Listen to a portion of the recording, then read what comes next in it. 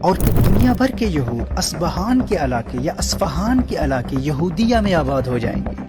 جو کہ آج کے ایران میں ہے۔ بیت المقدس فتح ہو چکا ہوگا، اور امام مہدی رضی اللہ تعالیٰ عنہ کا غلبہ دیکھ کر دنیا بھر کے یہودی اپنے مسیحا جسے ہم دجال کہتے ہیں اس کے انتظار میں ایران کے علاقے اصبہان میں یہودیہ کے مقام پر جمع ہو جائیں گے، اور یہ علاقہ آج بھی موجود ہے۔ اور یہ اصبہان کو اسبہان بھی کہا جاتا ہے، اور اصفہان اور اصفہان بھی پڑھا جا سکتا ہے۔ اور اس کی وضاحت امام نووی رحمہ اللہ اور دیگر اہل علم نے کی۔ اس زمانے میں ہونے والی جنگوں کے نتیجے میں اس خطے کا، ان علاقوں کا، مشرق وسطیٰ کا تو نقشہ ہی بدل جائے گا۔ اور پھر سفیانی ایک انتہائی جابر اور ظالم شخص جو شام کا حکمران ہوگا، اور یہ نیوکلیئر ویپنز کے استعمال کا نتیجہ بھی ہو سکتا ہے، کیونکہ احادیث میں اس عالمی جنگ کا جو نقشہ کھینچا گیا ہے اور اس کی جو خوفناک اور تباہ کن نتائج بتائے گئے ہیں ان کو مد نظر رکھتے ہوئے اس بات کا انکار نہیں کیا جا سکتا کہ عین ممکن ہے کہ اس وقت کیمیکل ویپنز استعمال کیے جائیں، کیونکہ یہ خوفناک جنگ دنیا کا نقشہ بدل کر رکھ دے گی۔ یہ تمام قبل ظہور مہدی کی علامات ظاہر ہو چکی ہیں۔ یہ یہودیہ کا علاقہ آج کے ماڈرن ڈے ایران کے اصفہان میں آج بھی پایا جاتا ہے، اور وہاں پر آج بھی یہود آباد ہیں، اور یہی وہ یہودیہ کا ایریا ہے جہاں دنیا بھر سے یہود ہجرت کر کے جمع ہو جائیں گے۔ کچھ وقت گزرنے کے بعد امام مہدی رضی اللہ تعالیٰ عنہ پر حملے کے لیے سفیانی اپنی فوج بھیجے گا، اور سفیانی کی یہ فوج بیدا کے مقام پر زمین میں دھس جائے گی۔ حضرت عبداللہ ابن عباس رضی اللہ تعالیٰ عنہ کی روایت کی روشنی میں اصحاب کہف بھی امام مہدی رضی اللہ تعالیٰ عنہ کے مددگاروں میں شمولیت کے لیے آ جائیں گے۔ اور امام بدر الدین عینی علیہ رحمہ نے عمدۃ القاری صحیح بخاری کی شرح میں اپنی تحقیق کی روشنی میں اس حدیث کی سند کو مرفوع لکھا ہے۔ اور مال و دولت کی کثرت و فراوانی اور مسلم دنیا کی اکانومی کے عروج کا عالم یہ ہوگا کہ زندہ لوگوں کی یہ تمنا ہوگی کہ کاش وہ لوگ جو تنگی کے زمانے میں دنیا سے چل بسے آج وہ زندہ ہوتے اور اس منظر کو دیکھ لیتے کہ آج جب پورا عالم کفر اسلام کے چراغ کو بجھانے کی جد و جہد میں کوشاں ہے، اور تمام مسلم دنیا انتہائی قسم پرسی اور پسماندگی کی کیفیت میں ہے، جب ایسے مایوس کن حالات میں ہم ان احادیث کو سنتے ہیں تو امید کی ایک کرن نظر آتی ہے، اور یہی وہ امید ہے جو ہمارے اندر ہمت اور حوصلہ اور محنت کا جذبہ بیدار کرتی ہے کہ وہ دن دور نہیں ہے جب ملت اسلامیہ کو اس کے عروج رفتہ سے دوبارہ آشنا کرایا جائے گا، ہمیں ہماری کھوئی ہوئی وراثت پھر ملے گی۔ اچھا، اگر ہم برسبیل تنزل یہ تسلیم بھی کر لیتے ہیں کہ ان 2 مہینوں میں یہ دریائے فرات کا خشک ہو جانا اور سونے کا پہاڑ نمودار ہونا اور یہ تمام واقعات و حوادث اور یہ ساری جنگیں ہو جائیں گی، اور ان تمام ممالک کا جغرافیائی اور سیاسی نقشہ ہی بدل جائے گا، اور اسی سال میں ان 2 مہینوں کے بعد مئی کے مہینے میں امام مہدی رضی اللہ تعالیٰ عنہ کا ظہور متوقع ہے۔ آپ سمجھ سکتے ہیں کہ یہ مسئلہ کس قدر حساس ہے کہ جب ہم اس علم کے حوالے سے احادیث کی روشنی میں کلام کریں گے تو لوگ اسے ہمارے نقطہ نظر اور ہمارے ذاتی فہم سے تعبیر نہیں کریں گے، وہ کہیں گے کہ بھائی یہ صاحب تو حدیث مصطفیٰ صلی اللہ علیہ وسلم کی روشنی میں کلام کر رہے ہیں۔ لیکن اس کے لیے پھر یہ بھی تسلیم کرنا ہوگا کہ ان کے نزدیک ہم اس وقت فتنہ امیہ کے 18 یا 12 سال کے زمانے میں ہیں، جس کا حدیث میں ذکر ہے۔ ایک حدیث میں فتنہ امیہ کے حوالے سے 18 سال بیان کیے گئے اور ایک میں 12 سال بیان کیے گئے، یعنی ان کے نزدیک فتنہ سرا اور فتنہ احلاس اور فتنہ دہیما کا زمانہ گزر چکا، اور اب ہم اس فتنے کے دور میں جسے حدیث میں فتنہ امیہ سے تعبیر کیا گیا ہے، چونکہ اس فتنہ امیہ کے خاتمے پر امام مہدی رضی اللہ تعالیٰ عنہ کی آمد کی پہلی واضح علامت کا ظہور ہوگا، جسے متعدد صحیح احادیث میں بیان کیا گیا ہے۔ صحیح مسلم کی حدیث ہے، سیدنا ابو ہریرہ رضی اللہ تعالیٰ عنہ روایت فرماتے ہیں کہ نبی کریم صلی اللہ تعالیٰ علیہ وآلہ وسلم نے ارشاد فرمایا: لا تقوم الساعة حتى يحسر الفرات عن جبل من ذهب، قیامت اس وقت تک قائم نہیں ہوگی جب تک کہ دریائے فرات سے سونے کا پہاڑ نمودار نہ ہو۔ یہ صحیح مسلم کی کتاب الفتن کی حدیث ہے، اور الاشاع لاشراط الساعہ یہ امام برزنجی کی کتاب ہے۔ اس علم کے حوالے سے ٹی وی چینلز پر اور سوشل میڈیا پر کلام کرنے والے وہ کم از کم اس کتاب کا مکمل مطالعہ کر لیں۔ میں نے اس علم کے حوالے سے عربی زبان میں لکھی گئی کتابوں کی ایک طویل لسٹ ریکمینڈ کی ہے، اور اس بات پر بھی میں نے بہت زور دیا تھا کہ کم از کم اس موضوع پر بیان کرنے سے قبل اس علم کے کسی ماہر عالم سے کم از کم یہ ایک کتاب تو ضرور پڑھ لیں۔ اور یاد رکھیں، اس کے لیے صرف عربی زبان کا جاننا کافی نہیں ہے، اس عالم کے لیے بھی ضروری ہے کہ وہ اس فن میں گہری نظر رکھتا ہو۔ اور ہمارے ہاں حال یہ ہے کہ اس علم میں مہارت تو کجا، جو لوگ عربی زبان کی مبادیات تک کو نہیں جانتے وہ بھی اردو کتابوں کے اپنے ذاتی مطالعے کی بنیاد پر اس موضوع پر اپنے بیانات نشر کر رہے ہوتے ہیں۔ تو میں عرض کر رہا تھا کہ الاشاع لاشراط الساعہ میں امام عبد رسول برزنجی رحمہ اللہ نے نہر فرات کے خشک ہو جانے کے بعد نہر فرات سے سونے کا پہاڑ نمودار ہونا، اس سونے کے پہاڑ کو امام مہدی رضی اللہ تعالی عنہ کے ظہور سے پہلے کی علامت قرار دیا ہے. یعنی جب تک دریائے فرات خشک نہیں ہو جاتا اور دریائے فرات سے سونے کا پہاڑ ظاہر نہیں ہوتا، اس وقت تک امام مہدی رضی اللہ تعالی عنہ کا ظہور نہیں ہوگا. اور اسی طرح صحیح بخاری کی حدیث ہے، حضرت ابو ہریرہ رضی اللہ تعالی عنہ روایت فرماتے ہیں کہ نبی کریم صلی اللہ تعالی علیہ وآلہ وسلم نے ارشاد فرمایا: یوشک الفرات ان یحسر عن کنز من ذهب فمن حضره فلا یأخذ منه شیئا. نبی کریم صلی اللہ تعالی علیہ وآلہ وسلم نے ارشاد فرمایا عن قریب دریائے فرات سے سونے کا ایک خزانہ نکلے گا، بس جو کوئی وہاں موجود ہو اس میں سے کچھ نہ لے. یہ صحیح بخاری کی حدیث ہے، کتاب الفتن باب خروج النار، اور سنن نبی داؤد میں بھی اور مسند احمد میں بھی ہے. اب دیکھیے نہر فرات کا خشک ہو جانا اور سونے کا پہاڑ برآمد ہونا یہ ظہور مہدی سے پہلے کی واضح علامت ہے. اور میں انگلش سیمینارز میں تفصیلی دلائل کی روشنی میں اس بات کی وضاحت کر چکا ہوں کہ اس دریائے فرات والے سونے سے معدنیاتی خزانہ یا تیل اور پیٹرول مراد لینا یہ کتنی بڑی علمی خطا ہے. دریائے فرات کے سونے سے مراد حقیقی سونے کا پہاڑ ہے. اور یہ بات بھی یاد رہے کہ دریائے فرات کا یوفریٹس ریور کا خشک ہو جانا یہ فقط اسلام میں قرب قیامت کی علامت نہیں ہے. کرسچینٹی میں بھی، عیسائیوں کے ہاں بھی قرب قیامت اور آرمیگیڈن کے حوالے سے، جسے اسلام میں الملحمۃ الکبریٰ کہا جاتا ہے، سب سے بڑی جنگ جو قیامت سے پہلے ہوگی، اور عیسائیوں کے ہاں بھی اس آرمیگیڈن سے پہلے دریائے فرات خشک ہو جائے گا. یہ نیو ٹیسٹمنٹ کی بک آف ریولیشن میں جو نیو ٹیسٹمنٹ کا آخری چیپٹر ہے، اس میں ریولیشن 16 یہ 16واں باب ہے. 16 چیپٹر کی اگر آپ ورس 12، 13 اور 14 کا مطالعہ کریں، اسے مکاشفات یوحنا بھی کہتے ہیں. ورس 12 میں ہے And the sixth angel poured out his bowl on the great river Euphrates, and its water was dried up to prepare the way for the king of the east. And I saw 3 unclean spirits that looked like the frogs coming out of the mouth of the dragon, the beast and the false prophet. These are demonic spirits that perform signs to go out to all the kings of the earth to assemble them for the battle on the great day of God the Almighty. تو دریائے فرات کا خشک ہو جانا اور پھر اس کے بعد آرمیگیڈن کا واقع ہونا یہ عیسائیوں کے ہاں بھی قرب قیامت کی علامت ہے. اور کرسچنز میں جو بیپٹسٹ کرسچنز ہیں وہ بائبل کی اس بک آف ریولیشن کو بہت اہمیت دیتے ہیں. اور اسی طرح اسلام میں بھی دریائے فرات کا خشک ہو جانا اور دریائے فرات سے سونے کا پہاڑ برآمد ہونا یہ علامات قیامت میں سے ہے. اور امام مہدی کے ظہور کی سب سے پہلی واضح علامت یہی ہے کہ دریائے فرات خشک ہو جائے گا اور اس سے ایک پہاڑ ظاہر ہوگا جو سونے کا پہاڑ ہوگا. اب اس میں تو کوئی شک نہیں ہے کہ دریائے فرات اس وقت بہت تیزی سے خشک ہو رہا ہے. اسے تو آپ خود گلوبل واٹر فورمز کی رپورٹ کے حوالے سے دیکھ سکتے ہیں، آپ کو اندازہ ہوگا کہ کس تیزی سے دریائے فرات خشک ہو رہا ہے. اور نبی کریم صلی اللہ علیہ وآلہ وسلم کی حدیث کی روشنی میں دریائے فرات سے سونے کا پہاڑ کسی وقت بھی نمودار ہو سکتا ہے. ماضی میں جو لوگ دعویٰ کرتے تھے کہ اس خطے میں سونے کے پہاڑ کہاں سے مل سکتے ہیں، یہ کیسے ممکن ہے، اور حدیث کے الفاظ کی باطل تعویل پیش کرتے ہوئے کہتے تھے کہ اس سے مراد تو کوئی معدنیاتی خزانہ یا عراق کا تیل ہے، پیٹرول اس سے مراد ہے. دیکھیے دریائے فرات کے 3 سیکشنز ہیں. اس کا جو اپ سٹریم ہے وہ ترکی سے گزرتا ہے، مڈل سٹریم سیریا میں، اور ڈاؤن سٹریم عراق میں سے گزرتا ہے. دریائے فرات کا 28% حصہ ترکی میں ہے.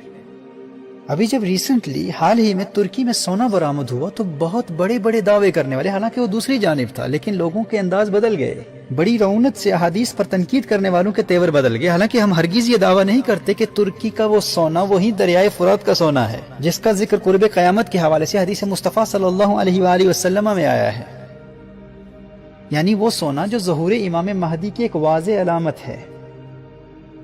لیکن وہ لوگ جو احادیث مصطفیٰ صلی اللہ علیہ وآلہ وسلم کو اپنے عقل کے معیار پر ٹٹولنے اور عقل کے ترازو پر تولنے کی کوشش کرتے ہیں اور ایک مدت سے یہ دعویٰ کرتے رہے کہ یہاں ان علاقوں میں اس خطے میں سونے کا پہاڑ مل ہی نہیں سکتا. اس حدیث سے مراد تیل کے ذخائر ہیں، اس حدیث سے مراد سیاہ تیل ہے، حالانکہ دریائے فرات کے اندر آئل فیلڈز کا وجود ہی نہیں ہے. جہاں حدیث کا حقیقی معنی مراد لینا ممکن ہو وہاں آپ مجازی معنی مراد لے رہے ہیں اور اپنے فہم سے جس چیز کو ثابت کر رہے ہیں اس چیز کا وجود ہی نہیں ہے، لیکن اس کو ثابت کرنے کی کوشش کر رہے ہیں. لیکن جس سونے کے پہاڑ کو نبی کریم صلی اللہ علیہ وآلہ وسلم نے بیان کیا اس کا آپ انکار کر رہے ہیں،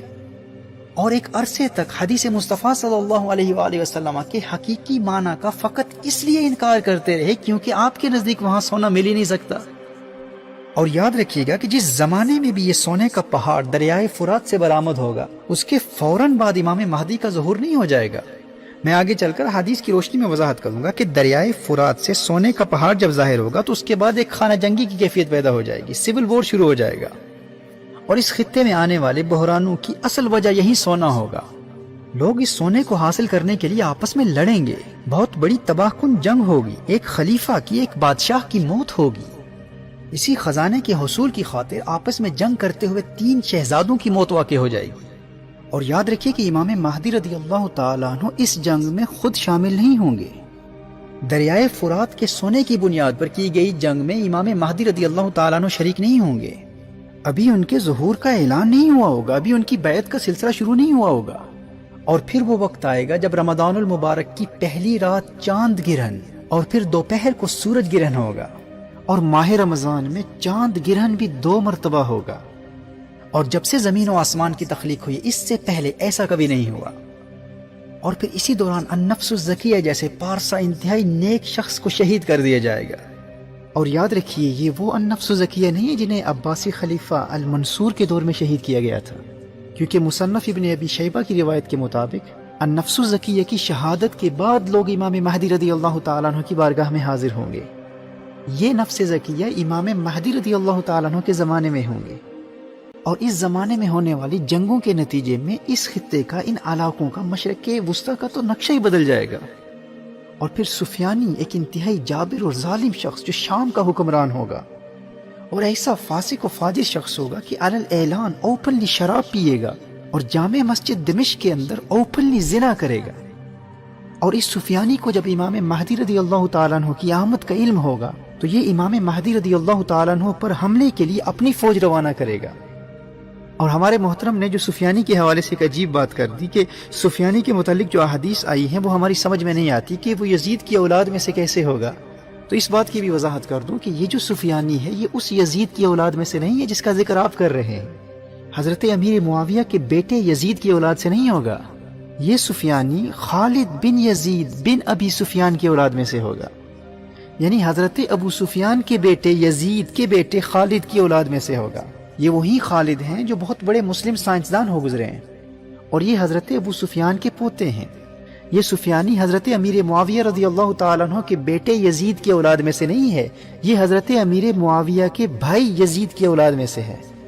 یہ سفیانی اس کا لقب ہے، اور اس زمانے میں سفیانی کی تباہ کاریاں اور فسادات اپنے عروج پر پہنچ چکی ہوں گی۔ اور اسی زمانے میں ملک شام کی ایک بستی حرستہ نامی بستی زمین میں دھنس جائے گی۔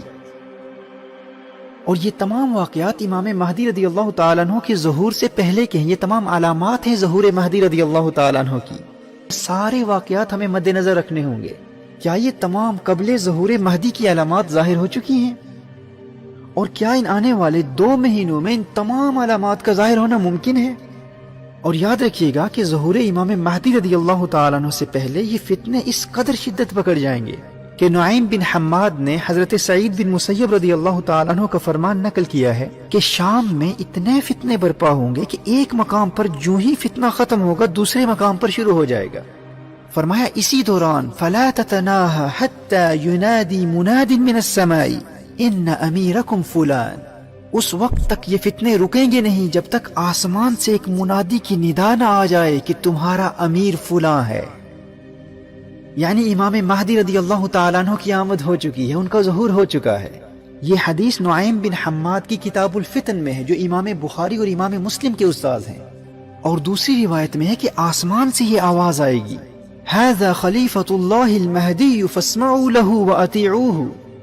یہ اللہ کا خلیفہ المہدی ہے، اس کی اطاعت کرو۔ اور یہ آواز مشرق و مغرب میں گونج اٹھے گی،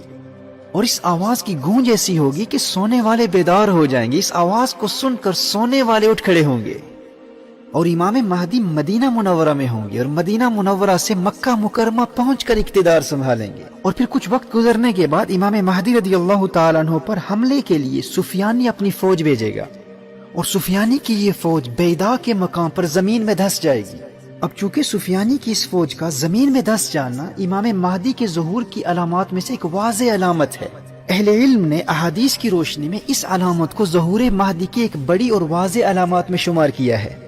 جب سفیانی کی فوج زمین میں دھس جائے گی اس علامت کے ظاہر ہونے کے نتیجے میں دنیا بھر کے اہل اللہ، اولیاء اللہ، ابدال الشام، شام کے بڑے بڑے ابدال اور اصائب عراق مکہ مکرمہ میں کعبۃ اللہ کے سامنے مقام ابراہیم اور رکن حجر اسود کے درمیان امام مہدی رضی اللہ تعالیٰ عنہ کے ہاتھ پر بیعت کریں گے۔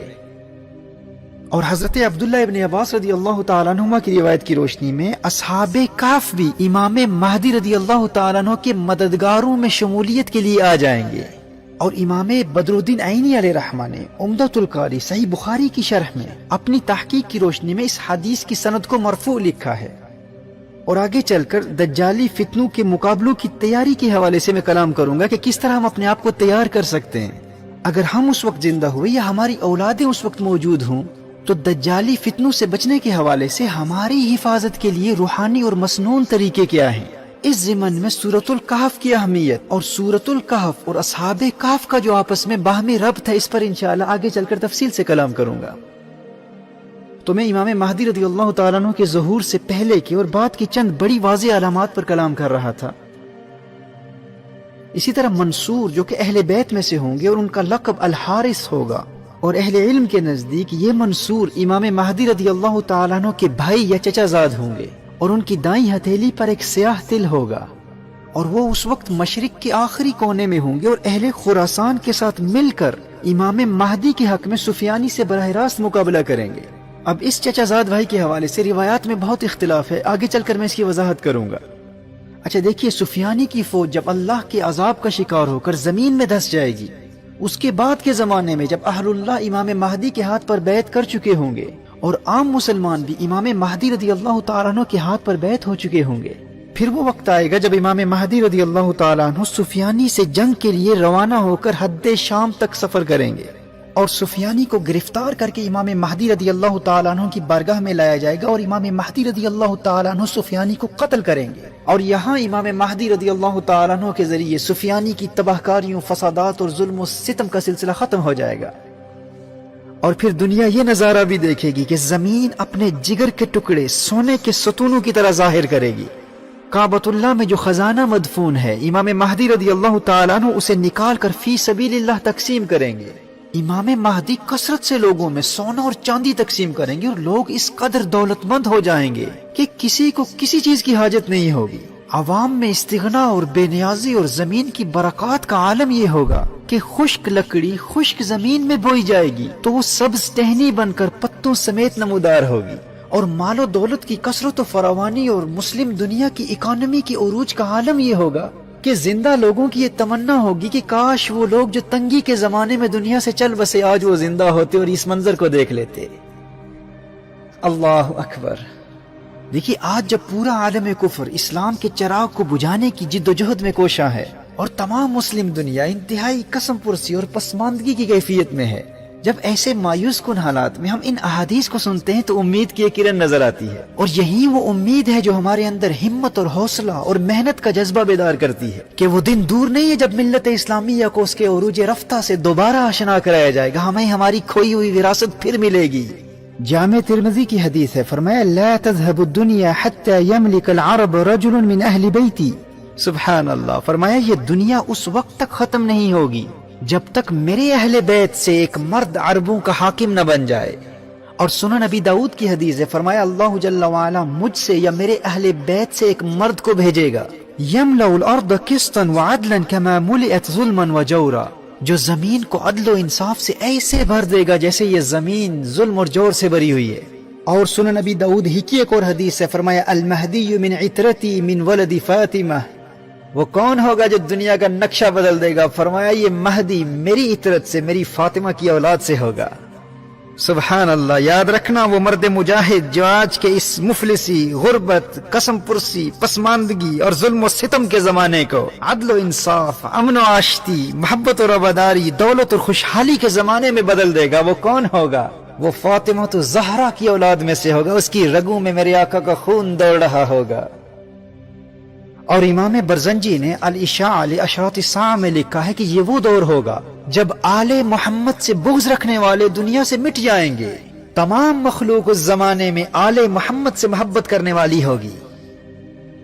اب دیکھیے، ابھی جو میں نے اپنی اس تمہیدی گفتگو میں امام مہدی رضی اللہ تعالیٰ عنہ کے ظہور سے پہلے کی جتنی علامات بیان کی ہیں انہیں آپ ریوائنڈ کر کے بار بار سنیں. کم از کم آج کے ان فتنوں کے زمانے میں ہر مسلمان کے لیے ان علامات کا جاننا ضروری ہے، اور اپنے بچوں کو بھی امام مہدی کے ظہور سے پہلے کی علامتیں اور بعد کی علامتیں بھی بار بار سنائیں اور یاد کرائیں. This is necessary knowledge for every Muslim. It's the responsibility of the parents to teach their children the signs of Qiyamah in order to protect them from the tribulations of Dajjal, the signs of the Day of Judgment, the signs of Imam Mahdi radiyallahu ta'ala anhu, the appearance of Dajjal, the descent of Sayyidina Isa ala nabiyyina wa alayhi salatu wassalam, and the sequence of the manifestation of these events. تو میں یہ عرض کر رہا تھا کہ کیا ان 2 مہینوں میں ان تمام علامات و حوادث کا وقوع پذیر ہو جانا پاسبل ہے؟ اور پھر احادیث کے ساتھ کچھ روحانی علوم، کچھ علم العادات اور مخفی علوم کا سہارا بھی لیا جا رہا ہے. ہم دیگر روحانی اور مخفی علوم کے قائل ہیں، ہم ان کا انکار نہیں کرتے، لیکن جب ان علوم سے اخذ کیے گئے نتائج صریح احادیث سے ٹکراتے ہیں تو ان کو ایکسیپٹ نہیں کیا جا سکتا. دیکھیے، میں انشاءاللہ صحیح احادیث کی روشنی میں وضاحت کروں گا کہ امام مہدی رضی اللہ تعالیٰ عنہ کے ظہور کے بعد ان کا دور حکومت کم از کم 7 یا 9 سال تک ہوگا. اب اسی عرصے میں خراسان سے کالے جھنڈے والوں کی فوج امام مہدی کی مدد کے لیے آئے گی. پھر اسی زمانے میں بیت المقدس بھی فتح ہوگا. یہ امام مہدی کی فتوحات کا دور ہوگا. امام مہدی بڑی بڑی حکومتوں کا تختہ الٹ دیں گے، اور اسی میں مدینہ منورہ کی ویرانی اور بیت المقدس کے آباد ہونے کا زمانہ بھی ہے. اور پھر دنیا بھر کے یہود اصبہان کے علاقے یا اصفہان کے علاقے یہودیہ میں آباد ہو جائیں گے، جو کہ آج کے ایران میں ہے. بیت المقدس فتح ہو چکا ہوگا، اور امام مہدی رضی اللہ تعالیٰ عنہ کا غلبہ دیکھ کر دنیا بھر کے یہودی اپنے مسیحا، جسے ہم دجال کہتے ہیں، اس کے انتظار میں ایران کے علاقے اصبہان میں یہودیہ کے مقام پر جمع ہو جائیں گے. اور یہ علاقہ آج بھی موجود ہے، اور یہ اصبہان کو اسبہان بھی کہا جاتا ہے، اور اصفہان اور اصفہان بھی پڑھا جا سکتا ہے. اور اس کی وضاحت امام نووی رحمہ اللہ اور دیگر اہل علم نے کی ہے. وَأَمَّا أَصْبَهَانَ فَهِيَ بِفَتْحِ الْحَمْزَةِ وَكَسْرِهَا وَبِالْبَاءِ وَالْفَاءِ كَمَا قَالَ النَّوَوِي رحمہ اللہ فی شرح مسلم. اور آج عام طور پر اصفہان یا اصفہان ہی مشہور ہے، اور یہ یہودیہ کا علاقہ آج کے ماڈرن ڈے ایران کے اصفہان میں آج بھی پایا جاتا ہے، اور وہاں پر آج بھی یہود آباد ہیں. اور یہی وہ یہودیہ کا ایریا ہے جہاں دنیا بھر سے یہود ہجرت کر کے جمع ہو جائیں گے. دیکھیے، اس زمانے میں تمام یہودی متحد ہو چکے ہوں گے، اور اسرائیل کی ریاست کے حوالے سے دور حاضر کی یہودیوں میں جو اختلافات پائے جاتے ہیں، یہ اختلافات ختم ہو جائیں گے.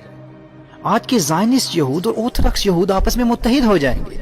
کیونکہ زائنسٹ یہودی، صہیونی یہودی اس وقت ہیکل سلیمانی کی تیسری تعمیر کے لیے جدوجہد کر رہے ہیں. ان کا نظریہ یہ ہے کہ جب ہم اسٹیٹ آف اسرائیل کو مکمل طور پر قائم کر لیں گے تو پھر ہمارا مسیحا آئے گا.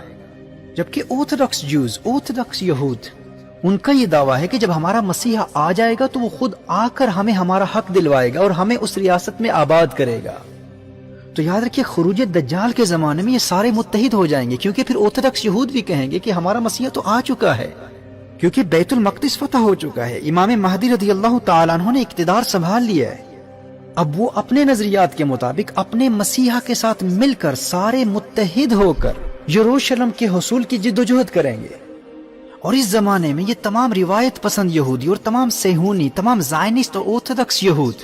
اور ان کی تمام برانچیز، حریدی، مسورتی، ہیلونی، داتی، جنہیں انگلش میں الٹرا آرتھوڈکس اور کسی کو ریلیجیس اور کسی کو ٹریڈیشنل جوز اور کسی کو سیکولر جوز کہا جاتا ہے، اور اسی طرح کنزرویٹیو اور ریفارم یہود، اور ان کی جتنی بھی سب ڈویژن، جتنی بھی مختلف اقسام پائی جاتی ہیں، چھوٹی برانچیز پائی جاتی ہیں، ان میں جتنے بھی لوگ اس دور میں یہودی مشن کے ساتھ مخلص ہو جائیں گے، یہ تمام اصبہان میں یہودیہ کے علاقے میں اپنے مسیح کے پرچم تلے اور ہماری اسلامی روایت کی روشنی میں دجال کے پرچم تلے اپنے تمام اختلافات کو مٹا کر متحد ہو جائیں گے. اور پھر جب دجال کے فتنوں کا زمانہ آئے گا تو دجال وہاں سے 70,000 یہودیوں کو لے کر خروج کرے گا اور پوری دنیا میں اپنے فتنے پھیلائے گا. اور یہاں اس بات کی بھی تنقیح کر دوں کہ دریائے فرات کے سونے کے لیے جو جنگ ہوگی اس میں امام مہدی رضی اللہ تعالیٰ عنہ شامل نہیں ہوں گے، لیکن ان 7 سالوں کے دور حکومت کے آخر میں جب الملحمۃ الکبریٰ ہوگا، جب سب سے بڑی جنگ لڑی جائے گی جسے بائبل میں آرمگیڈن کہا گیا ہے، اس جنگ میں امام مہدی رضی اللہ تعالیٰ عنہ شامل ہوں گے. لیکن اس آرمگیڈن میں، اس الملحمۃ الکبریٰ میں دجال شامل نہیں ہوگا. آپ سمجھ رہے ہیں نا کہ دریائے فرات کے سونے کی حصول کی جنگ میں امام مہدی رضی اللہ تعالیٰ عنہ شامل نہیں ہوں گے. لیکن اپنی 7 سالہ یا 9 سالہ دور حکومت میں ہونے والے الملحمۃ الکبریٰ میں امام مہدی رضی اللہ تعالیٰ عنہ شامل ہوں گے، پر اس الملحمۃ الکبریٰ، اس سب سے بڑی عالمی جنگ میں دجال شامل نہیں ہوگا۔ یہ ترتیب اگر آپ یاد کر لیں گے نا تو آگے چل کر احادیث کو سمجھنا اور احادیث کے ظاہری تعارض کے ازالے کے لیے یہ ترتیب آپ کے لیے بہت مفید ہوگی۔ تو اس الملحمۃ الکبریٰ میں امام مہدی رضی اللہ تعالیٰ عنہ خود مسلمانوں کی قیادت کر رہے ہوں گے، اور کچھ روایات کی روشنی میں الملحمۃ الکبریٰ امام مہدی رضی اللہ تعالیٰ عنہ کے دور حکومت کے 7ویں سال میں ہوگا، اور یہی وہ سب سے بڑی جنگ ہے جس میں اسلام کے خلاف اہل روم 80 جھنڈوں کے نیچے اور ہر جھنڈے کے تحت 12,000 فوجی ہوں گے، یعنی 9,60,000 کی فوج کے ساتھ اہل روم مسلمانوں سے جنگ کریں گے، اور یہ ایسی خوفناک اور تباہ کن جنگ ہوگی کہ تاریخ انسانی میں کبھی ایسی جنگ نہیں ہوئی۔ اور اس جنگ میں جدید اسلحہ موجود ہوگا، یعنی ابھی وہ وقت نہیں آیا کہ جو ایک نظریے کے مطابق اس دور میں جدید ٹیکنالوجی ختم ہو چکی ہوگی، اور یہ اس نقطۂ نظر کے مطابق آرمیگیڈن کی تباہیوں کے نتیجے میں ہوگا، اور ممکن ہے کہ الملحمۃ الکبریٰ کی تباہیوں کے نتیجے میں اس دنیا کا بہت بڑا حصہ تباہ و برباد ہو جائے، اور دنیا کی یہ پھیلی ہوئی آبادی سمٹ کر انہی علاقوں تک محدود ہو جائے، دنیا ایک مرتبہ پھر اپنے قدیم دور کی طرف پلٹ جائے گی۔ اور یہ نیوکلیئر ویپنز کے استعمال کا نتیجہ بھی ہو سکتا ہے، کیونکہ احادیث میں اس عالمی جنگ کا جو نقشہ کھینچا گیا ہے اور اس کے جو خوفناک اور تباہ کن نتائج بتائے گئے ہیں، ان کو مد نظر رکھتے ہوئے اس بات کا انکار نہیں کیا جا سکتا کہ عین ممکن ہے کہ اس وقت کیمیکل ویپنز استعمال کیے جائیں، کیونکہ یہ خوفناک جنگ دنیا کا نقشہ بدل کر رکھ دے گی۔ اور اس جنگ کے نتیجے میں جب جدید ٹیکنالوجی ختم ہو جائے گی تو پھر ممکن ہے کہ وہی قدیم تلواروں اور اونٹوں اور گھوڑوں والا زمانہ پھر لوٹ کر آ جائے، کیونکہ احادیث اسی پر دلالت کرتی ہیں۔ جو احادیث میں تلواروں اور گھوڑوں کا ذکر آتا ہے تو کچھ نادان یہ کہتے ہوئے نظر آتے ہیں کہ اس زمانے میں تلواروں کا تصور کہاں ہوگا، ہمارے دور کی جنگیں تو ایسے نہیں ہوتی جیسے ماضی میں ہوتی تھی۔ تو اس کا ایک جواب یہ ہے کہ یہاں میٹافوریکل لینگویج یوز ہو رہی ہے، فگریٹو لینگویج یوز ہو رہی ہے، اور دوسرا جواب یہ ہے کہ یہ احادیث فتح قسطنطینیہ اور روم کی فتح کے حوالے سے ہیں، اور امام مہدی قسطنطینیہ اور روم کو آرمیگیڈن کے بعد فتح کریں گے، اور اس الملحمۃ الکبریٰ کے نتیجے میں جدید ٹیکنالوجی ختم ہو چکی ہوگی، اس وقت دنیا کا نقشہ بدل چکا ہوگا اور دنیا ایک مرتبہ پھر اپنے قدیم دور کی طرف پلٹ جائے گی۔ اچھا، امام مہدی کے دور حکومت میں جو امن و خوشحالی کا دور ہوگا، مال و دولت کا دور ہوگا، جب مسلم دنیا کی اکانومی اپنے عروج پر ہوگی، جس میں وہ کثرت سے سونا اور چاندی تقسیم کریں گے، یہ خوشحالی کا زمانہ انہی 7 سالوں میں ہوگا جو الملحمۃ الکبریٰ سے پہلے ہوں گے، یعنی یہ وقت اس سب سے بڑی عالمی جنگ اس آرمیگیڈن سے پہلے آئے گا۔ اور اس الملحمۃ الکبریٰ کے بعد کے زمانے میں امام مہدی رضی اللہ تعالیٰ عنہ قسطنطینیہ بھی فتح کریں گے اور روم کو بھی فتح کریں گے، اور فتح روم اور قسطنطینیہ کی فتح تک دجال کا خروج نہیں ہوگا، یعنی الملحمۃ الکبریٰ سے چند سال گزرنے کے بعد قسطنطینیہ اور روم فتح ہوگا، اس کے بعد پھر دجال کا خروج ہوگا۔ پھر دجال اصبہان ایران کے یہودیہ کے مقام سے 70,000 یہودیوں کی فوج لے کر آئے گا اور پوری دنیا میں فتنے پھیلائے گا۔ جب دجال کے فتنے اپنے عروج پر ہوں گے، پھر سیدنا عیسیٰ علیہ نبینا علیہ الصلوۃ والسلام کا نزول دمشق کی جامع مسجد میں ہوگا، اور وہ دجال کا تعاقب کرتے ہوئے مقام لد پر دجال کا قتل کریں گے۔ صرف امام مہدی رضی اللہ تعالیٰ عنہ کے دور حکومت کے لیے کم از کم 7 سال، سنن ابو داؤد اور مسند احمد کی صحیح حدیث کی روشنی میں 7 سال کم از کم امام مہدی رضی اللہ تعالیٰ عنہ کی حکومت کے ہیں، اور دیگر روایات میں 9 سال کا ذکر ہے، اور 9 سے زیادہ کی بھی روایات ملتی ہیں۔ اور نزول عیسیٰ علیہ السلام سے قبل ان 7 سالوں کا تصور عیسائیوں کے ایک طبقے میں بھی پایا جاتا ہے۔ بیپٹسٹ کرسچنز کا بھی یہ نظریہ ہے کہ حضرت عیسیٰ علیہ السلام کی دوسری آمد سے قبل 7 سال تک حق اور باطل کی جنگ ہوتی رہے گی۔